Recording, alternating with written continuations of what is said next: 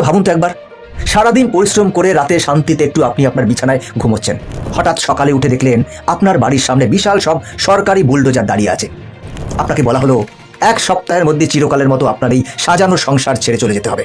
আপনি প্রশাসনকে জিজ্ঞাসা করলেন আপনার অপরাধ কি, আপনি তো কোনো চুরি বা খুন করেননি। প্রশাসনের পদক্ষেপে যেন বুঝিয়ে দেওয়া হলো আপনার একমাত্র অপরাধ আপনার ধর্ম। হ্যাঁ, আপনি ঠিক শুনছেন, আপনার ধর্ম।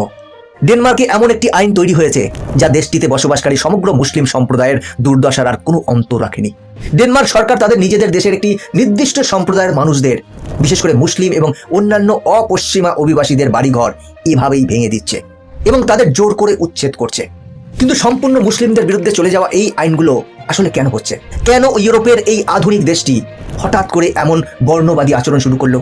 কেন তারা একটি নির্দিষ্ট পাড়ায় বসবাসকারী মুসলিমদের জন্য অপরাধের শাস্তি সাধারণ নিয়মের চেয়ে দ্বিগুণ করে দিচ্ছে? আর এই ডেনমার্কের অমানবিক আইনের সাথে ভারত, বাংলাদেশ এবং দক্ষিণ এশিয়ার সাধারণ মানুষদের কি সম্পর্ক?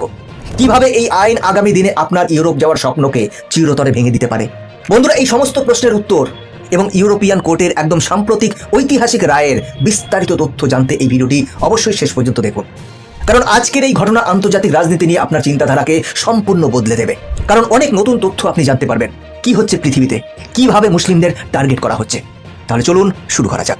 বন্ধুরা, এই পুরো বিতর্কের শুরু হয় 2018 সালে, যখন ডেনমার্ক সরকার one Denmark without parallel society নামে একটি অত্যন্ত কঠোর এবং নজিরবিহীন পরিকল্পনা গ্রহণ করে। এই পরিকল্পনার মূল লক্ষ্য হিসেবে বলা হয় 2030 সালের মধ্যে ডেনমার্কের বুক থেকে তথাকথিত ঘেটো বা নির্দিষ্ট সম্প্রদায়ের আধিপত্য থাকা আবাসিক এলাকাগুলো সম্পূর্ণ মুছে ফেলা হবে।